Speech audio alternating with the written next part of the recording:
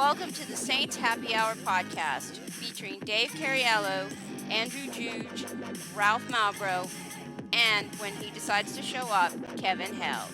We are the perfect blend of Saint sincerity and stupidity.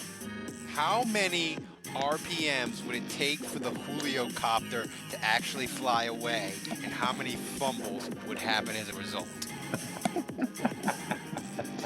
Well, that's a trick question because you can only fumble once. If you're not having fun when your team is 11-2 and win back-to-back division titles for the first time in 50 years, then you need to stop watching. And now, here's your host, Ralph Malbrough. All right, welcome everybody to another edition of the Saints Happy Hour podcast. As always, we are sponsored by MyBookie. It's hard to believe, but football is almost back. The NFL preseason kicks off with the Hall of Fame game on August 1st, and soon we'll have regular season NFL and college football. That means it's time to make an account with the best online sports booking known to man. That's right, I'm talking about MyBookie. Sports betting is exploding in popularity. It's legal all over thanks to the Supreme Court. If you want to get in on the action with a trusted company that's been in the business for years, MyBookie is the place for you. With an easy, no-hassle mobile site, 24/7 customer service, and bets on every sport and prop imaginable, MyBookie provides a fun, safe betting experience. Maybe you think Drew Brees and the Saints can get their revenge on a terrible blown call last year in the NFC Championship. Or maybe you think Tom Brady and the Patriots will win an unbelievable 7th Super Bowl. Who would believe that? That's nonsense. Why not make money when your prediction comes true? If you make a deposit today, MyBookie will give you 50% deposit bonus. That's right. You put in 100, they'll give you 50. You put in 1,000, they give you 500. It's that easy. Football weekends are the best, but they're even more thrilling when every touchdown can win you more money. Go to mybookie.ag and sign up with the promo code HAPPY25. At MyBookie, you play, you win, you get paid. Terms and conditions apply. All right, Andrew. I want to start out. We talk about what we did on the weekend. Where we've been. I want to say the U.S. men's team. Everybody needs to be fucking fired. My wife is a proud Mexican. My wife. It's just My wife. she's a proud Mexican. She's waving the Mexican flag in my face after the defeat. And on the TV, we were watching the Spanish broadcast on Univision, and they had this old dude with a Jesus beard and a hat with a skull, and his shirt says "Chinga tu madre," which in Spanish is "fuck your mother." And I would understand if that was on Fox Channel and it got by them, because they wouldn't necessarily know Spanish. But for Univision to show that guy for like 10, 15 seconds celebrating the goal, I mean, come on, Univision. But it was sad. It's sad times. My wife, she's gonna forget that soccer exists. She'll forget by like tomorrow afternoon. But right now, she's just obnoxious, Andrew. It's just horrible. Yeah, I mean, it's like losing to the Falcons, right? Losing to Mexico that is Falcons worthy.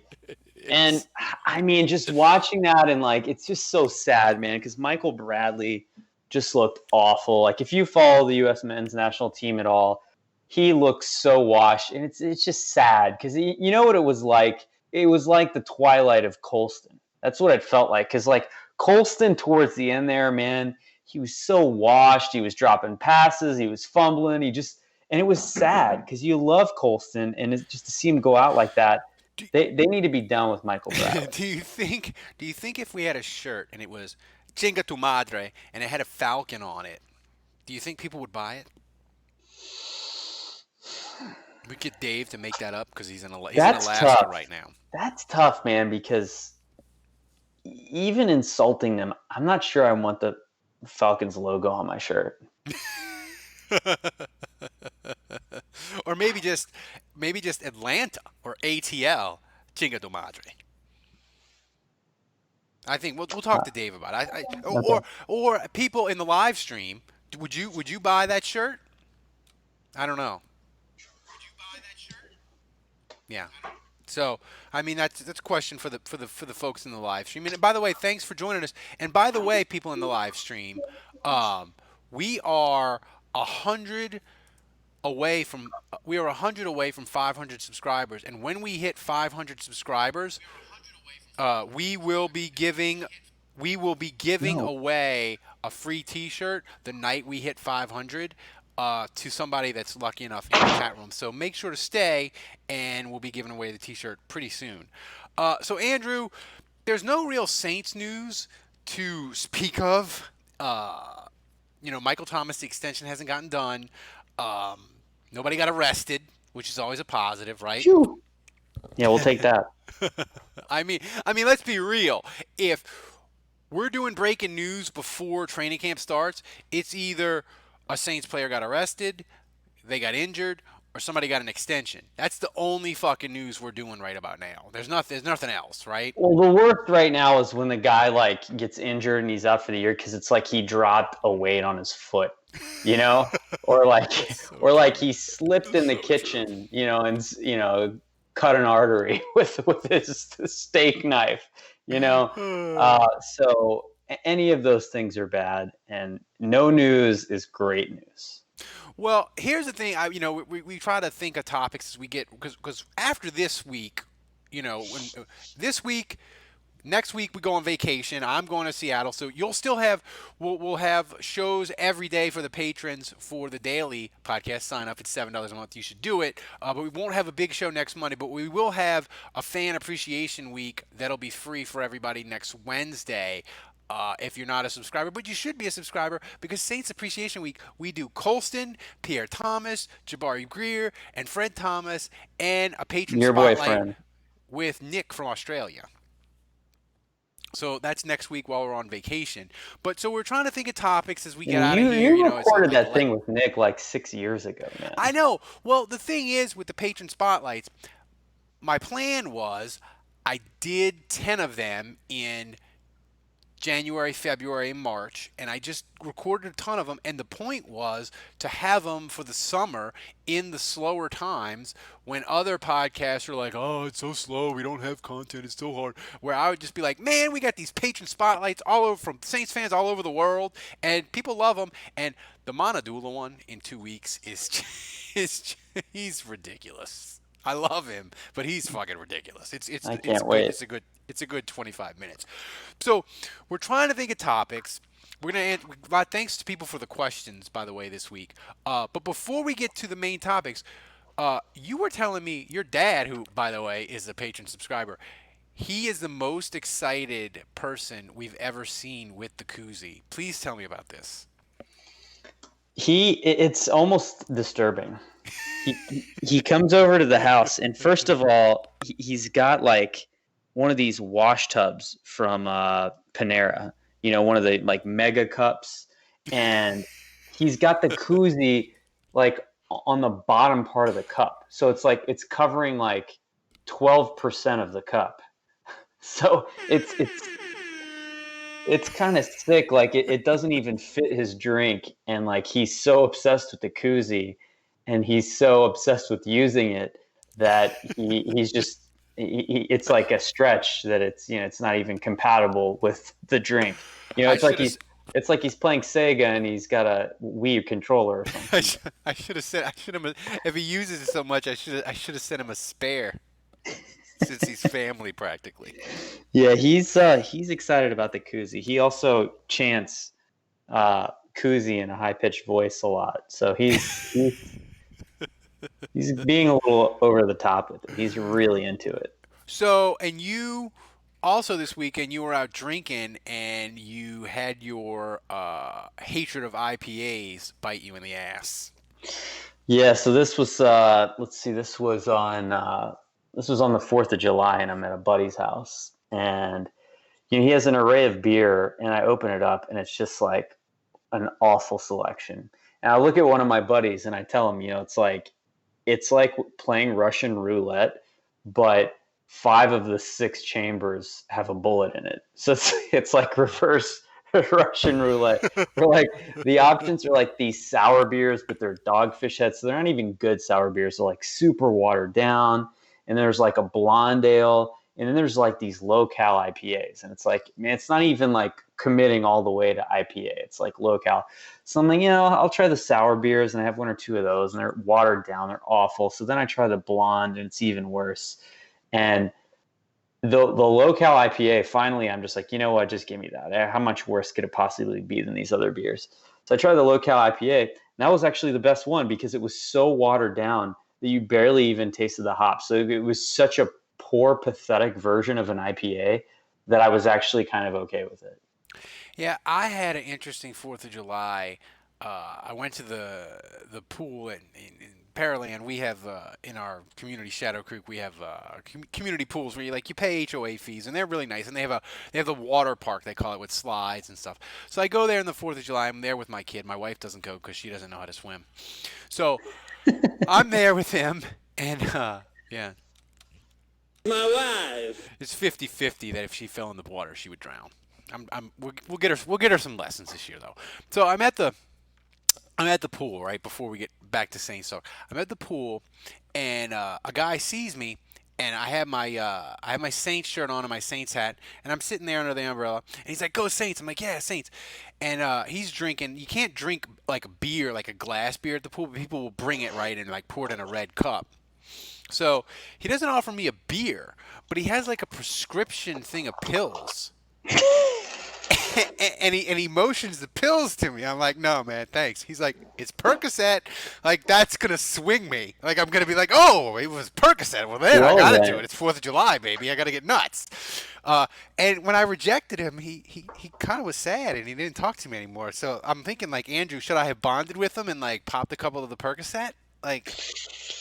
Yeah, you don't want to mix that with booze, though, man. I know. Well, the thing is, I'm crippled and I'm a bad enough driver as it is. Like, I felt like popping the Percocet and drinking and trying to get home, even though it's only like 2 minutes away, was a dangerous. Well, did you have your kid with you? Yeah. Yeah, you can't be doing that. I can't be doing this. It's reckless. It's too reckless. Yeah. So as for our actual Saints topics that people want us to talk about, I was thinking. Watching the Pelicans in the Summer League game with the earthquake, and it got really weird, and the scoreboard started shaking, and Doris Burke was freaking out. I got to thinking, like, what's the weirdest Saints game that you've ever attended? And it can be weird on-field stuff or off-field stuff, and I was trying to go through my memory banks, and here are the ones that I came up with. 1991. This is a long time ago. Old school people in the chat might know it that listen to the live stream. The Saints 91. They played the San Francisco. They started out 7-0. They played the 49ers, and Steve Young and Montana were both injured. So Steve Bono was playing quarterback, and the Saints won 10-3. But back then, at halftime of the Saints games, Andrew, they would fire off fireworks, and they would shoot like bottle rockets across the top of the Super. Yeah, it caught fire. Yeah, and one of them caught the old scoreboard that hung, not the diamond visions on the side, the old scoreboard, it caught fucking fire. I was at that game. That was what, like 90? It was like 94 or something. 91. Yeah. I remember this. And they like sent a dude up there, but he couldn't do it. And then the piece that caught fire like fell to the 50-yard line. Yeah. And they brought out like 2 tubs of Gatorade and like doused it, and then like checked it to make sure that it didn't like melt the AstroTurf, and then they kept on playing. So that was my weird game from way back when. Do you have a weird one that you wanted to nominate? I can't believe you remember that. Yeah, I remember the thing I remember about that game was I think it was Gene Atkins hit Jerry Rice at the 1-yard line. He was about to score, and then he fumbled out of the end zone. And I remember someone just telling me how great Jerry Rice was. And I'm sitting there at that game. I'm 11 years old, and I knew he was great. No. But I just remember sitting next to, I think it was my dad's best friend, and just saying like, "Yeah, great call on Jerry Rice being awesome. He just fumbled out of the end zone." So that's what I remember about that game too. But this is really just a play. But it was just so weird. I mean, I attended the Hail Mary game against the Browns. Oh, my God, I did too. Awful. That was awful when they lost on the Hail Mary. But I remember it was right around the time where they changed the rule where once like the other team touched the ball on a punt, you could pick it up and advance it. And somehow Andre Hastings was like not the punt returner, but he was on the punt return team. And I remember it was against the Patriots, and Drew Bledsoe was the quarterback of the And the Patriots Saints at were the time. 3-0 at the time. Yeah, and Which was Danny Werfel weird was the under Ditka. quarterback. It was But like 98. it was 98, but like they couldn't do anything on offense. Like they were useless on offense in this game. Werfel wasn't doing anything. And like so like the Patriots tried to pin it at the one on a punt, and like the gunner like touched the ball and it went into the end zone. And so like the Patriots guys are kind of walking off the field, and one of the Saints guys picks the ball up and he's like trying to kneel it, and he's like his knee almost hits the turf. He's like halfway, and Andre Hastings is screaming at him like, no, don't kneel it, hand me the ball. And you could see him like gesturing like crazy, give me the ball. And so he hands it to Hastings, and like all the Saints players have kind of stopped. Half the Patriots guys are going back to the sideline, and Hastings just starts racing the other way. And like the refs look confused, the Patriots look confused, and like Hastings, he was a receiver, but he was kind of slow. So he's going all the way, and finally one of these Patriots guys chase him down, but it was like a 76-yard punt return. And like the refs were like, no, it's legit. No, that's the rule. Like when a team punts, if the punt team touches the ball, the receiving team can pick it up and run with it, and even if you fumble, you still keep the ball. It's just one of those weird rules. But that was the first year they changed it, so I think the players just like they hadn't had an instance where that happened, and no one was really paying attention. And Hastings was the only one that knew the rule, and just he got a 76-yard punt return out. Another weird game in the Ditka era was, and it's the picture on the streaming. It's the 98 Saints where they played the 13-2 Chiefs, and the Chiefs had Mark McMillan, who used to be a Saints corner, the Saints son, and he was terrible. And when he was with Kansas City, he would do like the little Mighty Mouse pose, and Ditka just hated that for some reason. So Keith Poole caught a touchdown to make the game like 13-7 or something late in the game, and him and Ditka are like doing the Mighty Mouse pose together, which was weird. Ditka also grabbed his crotch walking off the field against Tennessee at a Saints fan. At a Saints fan, because the Saints butchered the clock. In 94, they had a game where Tyrone Hughes ran 2 kickoffs back, and the Rams guy had a 103-yard punt return, because it was similar to what happened with the Saints in the New England game, but that, like you said, that was before the rule, and the Saints just figured the ball, like nobody had touched it, so it was down, and the Rams guy was like, nah, I'm just going to take it out the back of the end zone and run, and he ran it back 103 yards. That game where Stephon Anthony scored twice, including the extra point run back, that was kind of weird. That was pretty weird. I was also at a game in DC where Michael Lewis ran a kickoff and a punt, and he also caught like a 60-yard bomb. Oh yeah, that was a Steve Spurrier ever for the Redskins. Yes. Jason, listen on the live stream, says the weirdest game for me is when Drew and Eli had that shootout and they combined for 13 touchdowns. Actually, Jason, if you count the pick 6 from Drew, it's 14. And you, my friend, are gonna love the Throwback Thursday that we have for patrons, because we do that game. We recap that game, yeah. We recap that game, and I'm just going to tell y'all, it's the best, most ridiculous Throwback Thursday we've done of like the 5 that we've done. And if you're thinking of signing up for $7 a month, do it just for that episode. It's amazing. You can listen to me and Andrew talk for 12 minutes while you watch the highlights on YouTube. The best 15 minutes of your week, besides tonight, of course. Yeah. My favorite line that I've ever come up with was that when the Saints had the ball, if they kicked field goals during that time period when their defense was so bad, every field goal felt like a punt, and every punt felt like a turnover. It was so bad. It was the dark days, man. The darkest, the darkest days. It was that game was the beginning of the end for Rob Ryan.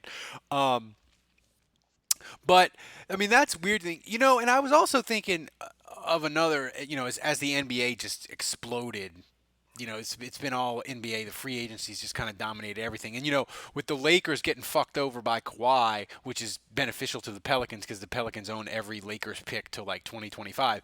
And I was just drinking in the Lakers fans' sadness over not getting Kawhi. And it made me think, like, what was like the saddest Saints off-season moment of like the last, of the last like 25 years? I mean, I don't have to you look have a back really that good far. one that's recent. Yeah, I don't have to look back that far. I was very sad that the Jimmy Graham reunion didn't happen last year. You were I was really like, crushed. I was so pumped about that, and then they had Ben Watson instead, and I'm just like, ugh, Ben Watson. Like I love Ben Watson, but I'm just like, that reunion was a far cry from what I yeah, was hoping for with like Jimmy Graham. like Graham, and I can vouch for this. Like me and you really both we were pumped about Sue, which was later that might happen. That Well, was that's the later for thing, and then I talked myself that I like it was talked like, yourself into Sue. getting dropped. It was like getting dumped by a girlfriend that you liked a lot, and then she's like, "Fine, I'll take you back," and allowing yourself to get excited about it all over again, only for her to dump you again a week later because Sue decided to go with the Rams. So yeah, it was just like I allowed the Saints to get me excited about free agency all over again just to get crushed, but. I didn't fall quite as far that time because it wasn't I Jimmy mean, Graham. I would say I really probably wanted to say Sudat at a Saints game. it's that's what you That's wanted. really the crux We of had it. all kinds of Sudat merchandise planned, Yeah. but What uh, could have been? it could have been. I would say this isn't the most important Saints off-season fuck up ever. It was pretty important, but just as far as the fan base being sad, I can remember when the Saints were drafting and they needed a running back in the mid 90s and Eddie George had fallen to them at like Oh, in the 12 or draft. 13. Yeah, And yeah. they were like, everybody was like, Eddie George, there he is. Jim Moore loves to run the ball. They got Jim Everett. They got this offense. Quinn Early, this offense is ready to roll. They got Wesley Walls. We'll plug Eddie George in, and this offense will be really, really good. And You took Alex Molden, they right? picked Alex Molden, and Yeah. the people at the draft party fucking revolted against the Saints picking Alex Molden, and it was just like a buzzkill, man. We all And saw it coming too, and Molden ended up not being very good. yeah, the thing I remember about Molden is I think in the 2000 playoff game against the Rams, he was like literally the last corner that was healthy. Like they lost them all in that game. He was like he was like the last one standing. That's the only thing I ever remember about Alex Molden. And of course, Yeah. Eddie. The Kyle Turley game, I mean, in terms of just crazy things, I mean, that whole helmet thing, Oh yeah. throwing the Jets. Oh, that was a player's Sunday night helmet, game too. That was a Yeah. Sunday night game. That was insane. that was like, we talked in the Thursday throwback, me and Andrew, we talked about like if you time capsuled and you wanted to explain to somebody how bad the Saints defense was and you needed one game to show it to them, the Saints Giants game would encapsulate everything that frustrated us from the Saints from 2012 basically to 2017, right? That game. Yep. I think the Turley helmet throw game on prime time on ESPN Sunday night, like that pretty much sums up the Jim Haslett era. Like it's just undisciplined, No control. wasting of talent, fuckery. Like Yeah. I love the thing I love. That's what I love about the chat room. People just giving us ideas left and right. But you know, the thing is with weird sporting event, Andrew, it's always like a play or a moment. It's weird what you remember and what you don't. Yeah, I mean, it's in some ways it's like it shapes your personal history of the Saints, and it's what makes you a fan in a lot of ways. I mean, we all have our different kind of moments, but and I think it's like, well, while we talked about some of these players, like you said, you loved Fred Thomas, and Yeah. who was the other small corner you said you loved? Jabari Greer. Yeah, Jabari Greer. So We like, did it I don't know, we all have like our little niche players. Like for me, I always loved Mike Carney, the fullback. I just love that guy. Like I thought he was the greatest thing Friend ever. of the podcast. Friend of the podcast now. Yep. And I was a big fan of Kikaha for God knows whatever reason. But yeah, I mean, I don't know. There's random plays and there's random players, and you just grow an affinity for them. And you don't need a reason to be a Saints player. We just pick what we like and we roll with it. Turley was a fan favorite, man. The helmet throw, like he was despised by the front office too. That Oh, was an yeah. interesting dichotomy because it's like there's some players that find a way to make the fan base love them, right as the team and the front office just despise hate them. Yeah.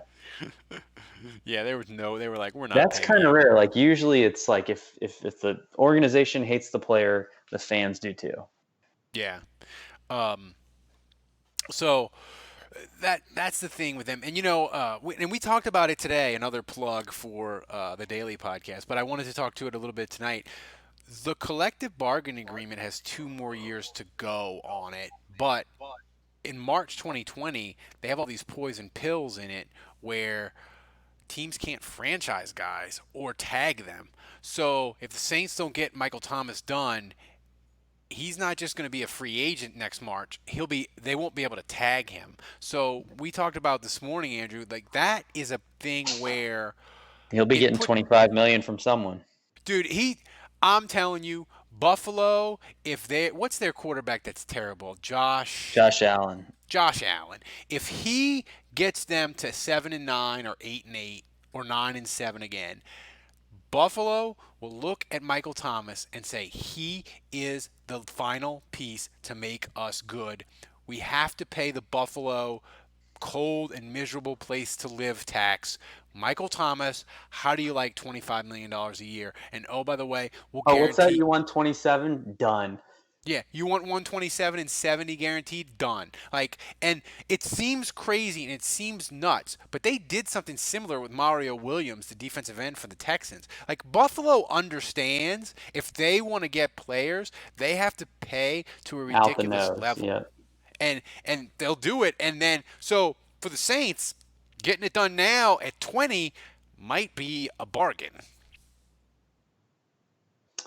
Yeah, we'll have to see. The fact that stuff is getting leaked to the media already seems like gamesmanship to me, which is usually not a great sign. But we'll see. Yeah, I mean, the interesting thing as we get closer to training camp, and you've mentioned it recently, but you said your biggest worry of everything is defensive tackle. It's just I don't know yet what to expect of it, and Onyemata's missing a game, and then hopefully he'll be back and he'll be good. But I just get nervous about what Malcolm Brown's going to be like, because the Saints were number 1 in the league, or number 2 in the league against the run last year. I mean, that's really what defensively what they hung their hat on. And so you take away Tyler Davison, who really was the nose guard, the plug, and then you take away Rankins, who got more gap penetration than any player on the team last year. You get Onyemata back, but it's really going to be, and especially with Onyemata and Rankins missing the first game and Rankins being out longer than that, it's going to be up to Malcolm Brown and Mario Edwards to fill in for those guys. And I hope they're up to the task, but to me, that's a big question mark. Yeah, and here's the thing with me, and I literally got into, I had a couple of analytics people block me on Twitter during the year that they were arguing that the Saints' run defense now is kind of irrelevant in the NFL nowadays, and it made the Saints' defense seem better than it was. And my point to them is, no, it doesn't. If you go into a game and you know that you are not going to be able to run the ball against the Saints, that is a valuable, worthwhile thing. And I think it showed itself completely against Pittsburgh, where Pittsburgh went into the game and was like, fuck it. We're not even going to attempt to run the ball on the Saints on the road and quiet the crowd. We're just going to go 4 and 5 wide and chuck it all over the place. We're not even going to attempt the run. And to me, when you have that strong of a run defense and teams won't even try to be multi-dimensional against you. It's a valuable thing, and I think if it slides out of the top 10, the defense is in trouble. I tend to agree. They would have to start making more plays on the ball. Yeah. Yeah. So, but we'll get into that because once once we get back from once we get back from I get back from vacation on the 19th. That means camp will only be a week away, and we will start doing previews by position, camp battles, that sort of thing, and also too. I think the more I think about that, back to the collective bargaining agreement, Andrew, I wonder if the Saints might try to do more than Michael Thomas. Like they might try to get Michael Thomas and like one more guy locked up if they could. And here's my question to you. If I said the Saints are going to sign 2 people to extensions by the first week of training camp, who would you predict it would be? Well, I mean, besides Michael Thomas, or am I? Well, you can include Michael Thomas as one of them. So they're going to okay. do Well, one more. he's obviously a guy, so I would pick him. Beyond him, huh? Yeah. I mean, Andres Pete's in a contract year. I would say him maybe just because he counts so much against the cap that they maybe would want to lower that deal a little bit, but. I still think it's too early for Kamara and Lattimore. Yeah. I think it's too soon. I would say Onyemata, and I'm going to throw this out at you, and we argued about this. Eli Apple. We argued about it on the podcast. I think he could be a guy where the Saints would say to him, "Hey, Eli, we will give you 4 years, $32 million, $36 million. Do you want it now? And it's a really good deal. You like it here. You've turned your career around. Do you want that price to be our starting corner?" And Eli Apple could say, "You know what? I'm not going to roll, even though I'm a year away from free agency, and if I kill it with the Saints, I could get more. I'm happy here. That's a really fair deal. I'm going to take the $15 to $18 million guaranteed that they're offering me right now. I'm going to say Eli Apple could be a guy, and that kind of contract, it would make me very nervous because he's a guy that could regress and you could regret it, or you could be like the middle of the year could be like, we got Eli Apple for $8.5 million. My God, if he's a free agent in March, he'd be getting 12. What the thing is, I don't think Loomis has resolved whether he wants Eli Apple or not. Yeah. I think he still needs to show that he's worthy of being a starter on this team. So. I mean, we've kind of seen Crawley go up and down, right? We've seen Crawley at times look like he was starter material for the Saints, and then at times we've seen him fall off the face of the earth. Even Apple was kind of up and down last year. So is he serviceable? Yes. Have I concluded beyond a shadow of a doubt that he's a long-term solution as a starting corner for the Saints? I'm not 100% on that. I don't know. I mean, it's just a name that I would throw out. I would rather wait until free agency hits, and then if he gets paid too much, then okay, see you later. But I'd be willing to risk it. Yeah, Onyemata could be a guy too. I like Onyemata. That's a good call. That they might. And Onyemata, he's another guy. He terrified. I'm terrified to lose, and I'm terrified to pay him if you get into big money. But guys in the that are listening live on the live stream on YouTube, fire your questions. We're gonna get to the questions now. This is from Don's hat. What options for Saints escape day fun team building activities are being considered by old man Peyton for training camp? Well, we know that the classic Kevin Held story where they went to the water park and Scott Fujita injured his foot. Maybe bowling. They took him to the D-Day Museum, the Ottoman Zoo, maybe, Andrew? I don't know. What could be fun? Yeah, they could go to the Ottoman Zoo, and then a flamingo could attack Thomas Morstead and injure him. Or Sean Payton could do like New Orleans snowballs as like a after practice treat for like a fun team building. He's done that activity. before. He has. That's a thing. Yeah. What I remember Mark Ingram getting over the top excited, like my dad about the koozie. I feel like I'm taking crazy pills. That was Mark Ingram. What are the odds Kat Terrell rejoins Saints media? Of course, Kat Terrell, another friend of the podcast. She was ESPN's Bengals reporter. Yeah. For the last 3 She's years. leaving ESPN. I saw that. She's leaving ESPN, and I even DM'd her because she follows me on Twitter, and I was like, all right, spill the beans. What is it? And she wouldn't tell me. And she said it's. So I can't break any news. Sorry, guys. No, I told her. I tweeted at her. I said, "Hey, if you want to break news, come on the podcast." But she said it was an opportunity that she couldn't turn down. So I'm really, really hoping that the Saints have decided to do what other NFL teams have done. And yeah, they have John DeShazier to write stuff for them, but they don't have like. Most NFL teams now for their website, they have an in-house reporter and they just let them cover the team like any other reporter, except they work for DallasCowboys.com, Bengals.com, Pittsburgh. So they got to stay more. They got to stay positive. No negativity allowed. I don't know, man. The Bengals guy, he can be pretty bumpy. But if that was the hire, like he'll bang on players.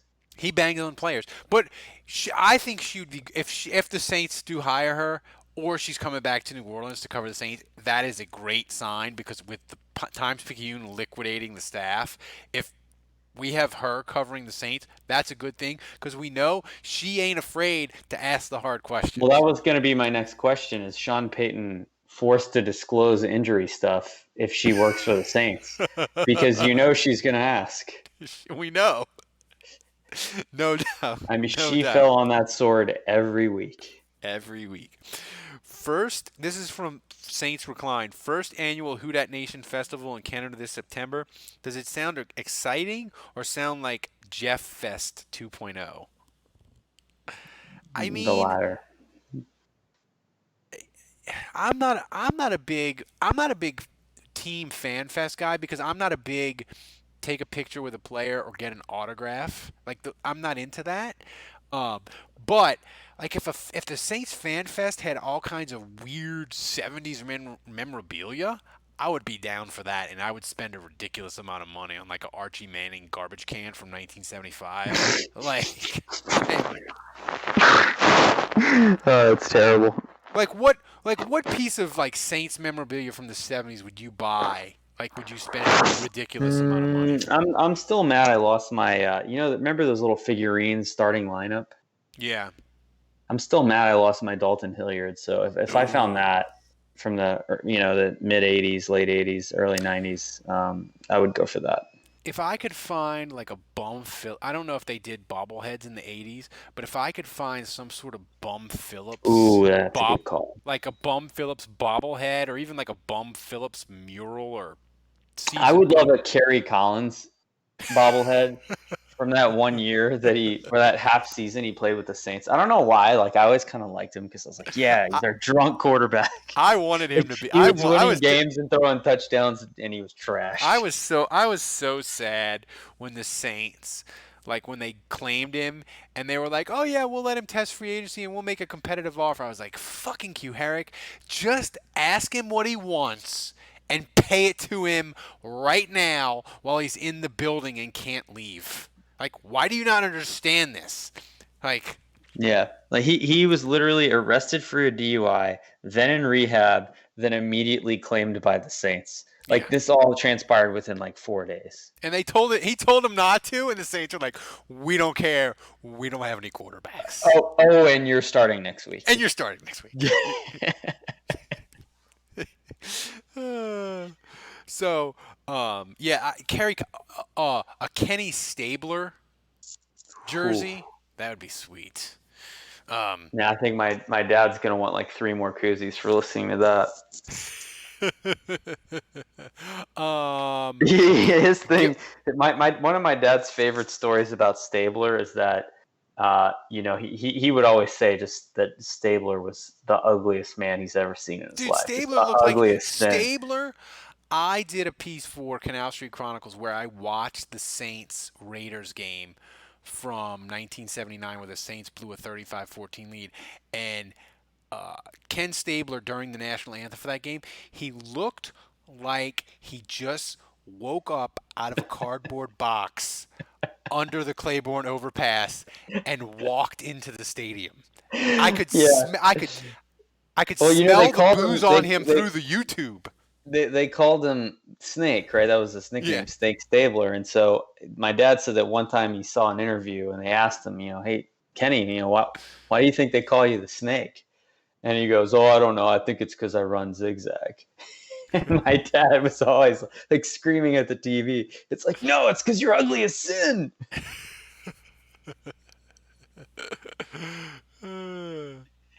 Is your But this yeah, is from Chad. I don't think he's a big fan of Ken Stabler. Is your favorite football player ever a Saints player? That's from Chad Harvard.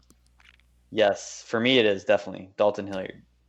Yeah, I mean, Even though Ralph insulted him on this podcast, I'll never forgive Ralph for that by saying that he was overrated.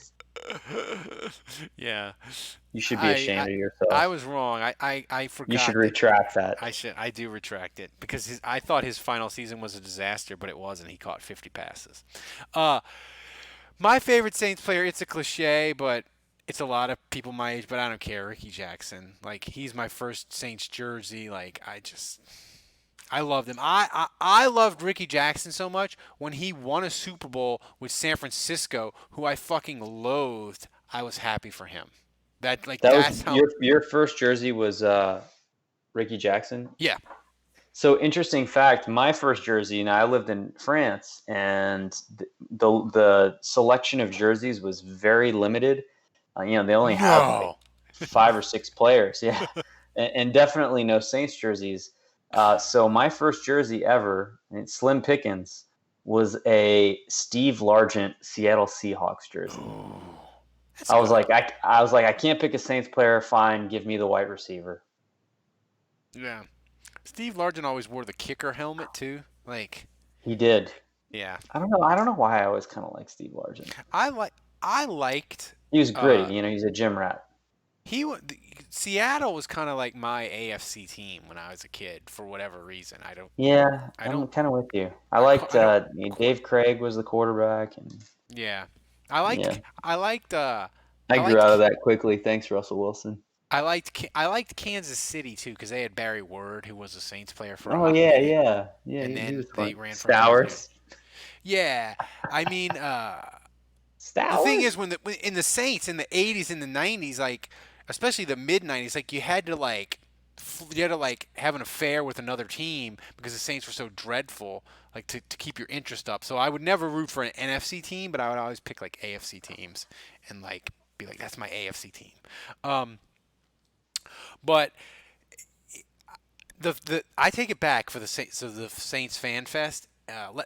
Somebody let us know if you're connected. If they have like memorabilia and stuff, I might have to go in for that. Somebody said this is a good question. Rank the Saints home games you're most excited about in 2019. Hold on, let me pull up the schedule here. I mean, the Houston game, I know it's first, but it's going to be lit because you're going to have. I'm most excited about the away game is Falcons on Thanksgiving for sure. Yeah, that'll be fun. I mean, the Houston game at home is going to be great. You have Monday night to open the season. You get to drink all day. You get to get out all your anger and your angst about the NFC Championship game. The Saints getting fucked. I think that's going to be a great. The Saints. I'm trying to think. At Rams will be a big one, but yeah, I would say hosting the Cowboys on September 29th. Yeah, that's probably the biggest for me. Yeah, that's a big one too. I mean, hosting the Falcons obviously is always, regardless of when it is, that always matters. But I mean, just looking at their schedule, I would say the 2 games I have circled are road games. The 2 games that matter to me the most, I would say, are at Rams in week 2, and then and then Thanksgiving at Falcons. So those are probably the two that mean the most to me. But the home game I care the most about, I would say, is the Cowboys. Yeah, the one other game that I wouldn't say I care the most about it, but it does interest me, and I'm going to try to get there, is the Arizona Cardinals. Not because I think the Cardinals are going to be good. I just think Kyler Murray is really interesting to me because he's. I would love an interception binge in that game. Yeah, like I just think he's really tiny, but he runs around and is super athletic. So I'm just interested to see how he is, and I think Cliff Kingsbury is going to be a disaster for Arizona, but they're going to throw for a shit ton of yards. So I think that game could be really interesting, and I'm interested to see him. I've got a hot take. Actually, Saints Recline is saying on here on the chat that we're due to destroy the Cowboys. It's been too long. I totally agree with you, Saints Recline. This game's at home. It's on national TV. And I just know Sean Payton's going to remember going to Dallas and getting embarrassed. And he has this thing with Jerry Jones, this big rivalry. He is going to cook up something crazy. Yeah. I'm predicting right now a blowout. Like the Saints are going to put up 40 on the. I totally agree that they're due. And it's just, I feel like, there was a team. Was it the Rams? Yeah, it was the Rams that the Saints blew out. I mean, just destroyed. A couple of years ago with Greg Williams, and the following year, Greg Williams had a great plan and they played really well defensively. So I feel like teams are always making adjustments, and I'm just going to go out on a limb here and say the Saints are going to pour it on the Cowboys defense in that game. Yeah, I mean, that's a really interesting and friendly reminder, guys. We are $255 away on Patreon to where if we get to $1,000 of support a month, me and Andrew will do a live streaming gambling show every Friday night during the football season. And I'm going to give you my hot tip. My wife is going back. My wife? Yeah. My wife is going back to Vegas. I'm betting. I am telling her to slam the under for the Cowboys because the Cowboys were like I want to say 9-1 in one-score games. That shit ain't sustainable. And I'm telling you, the Cowboys they're going to be a trendy pick to win the Super Bowl and whatever. I'm telling you, I think they're going to regress because when you look at a team that wins 10, 11 games and they go and 6 or 7 or 8 of them are one-score wins, like that's just not sustainable. You're going to regress. Like Atlanta went through that a bunch of years ago. Yeah, the pendulum swings the other way. Yeah, it just swings like over a 4-year period. No matter if you're the New England or whoever, your one-score games even out. The key is you're probably going to have 8 one-score games as an NFL team. The key is to go 4-4 or 5-3, and then you win 5 or 6 games where you don't win by one score like the Saints did last year, and then you have a couple games where you lose and it just doesn't go your way. But I'm telling you, the Cowboys are my regression team supreme. But get us to $1,000. Don't you want me and Andrew drunk on a Friday live streaming you bad gambling advice? Yes. The answer is yes. You want that. So, Before we get out of here, I want to remind you guys, SeatGeek is amazing. They have the best app to scour the secondary ticket market. Use their app. Green light means it's a good deal. Yellow light means it's an okay deal. Red light means it's a bad deal. You can get tickets to shows, games, concerts. Do it. Use the code ACAA right now, and you will get $20 off your first purchase. That's ACAA. Using the SeatGeek, you get $20 off your first purchase. Do it now. Life's an event. We have the tickets. So that pretty much wraps it up. As we don't have too many more questions in the chat room. My last question is.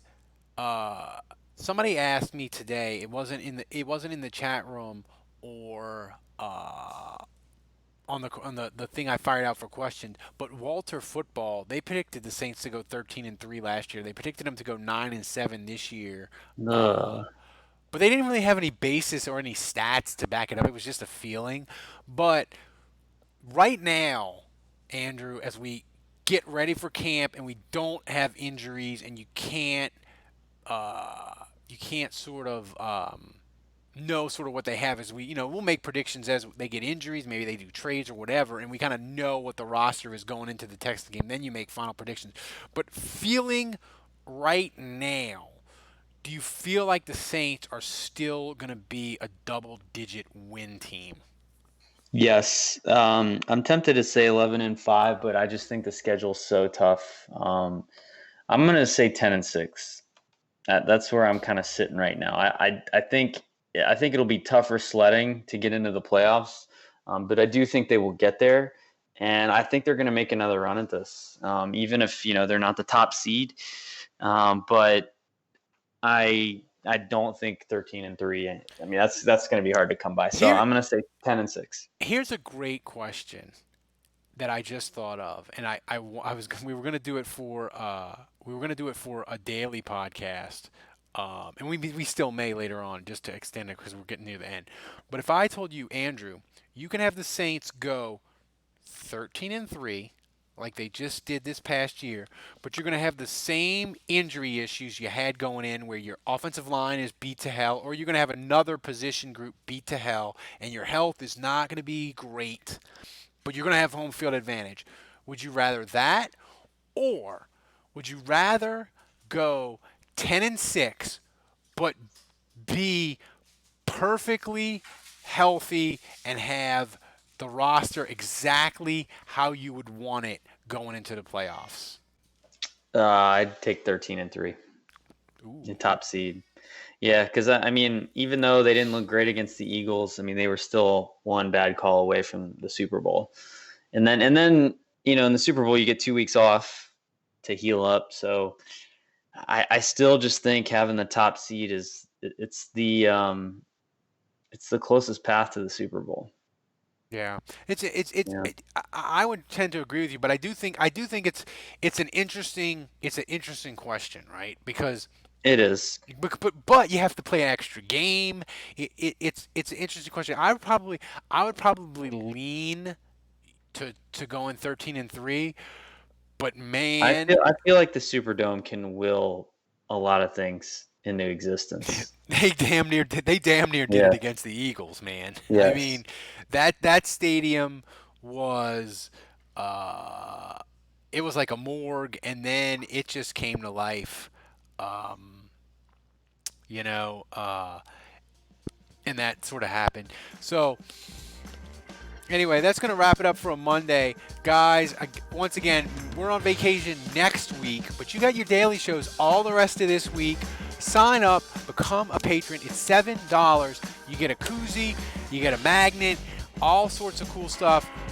Do it. For Dave, who's MIA because he is in Alaska vacationing with the fam. Kevin, who is at a wrestling event, probably body slamming someone as we speak. We miss you. They'll be back next week. And for Andrew, I'm Ralph. Until next week, the bar is closed.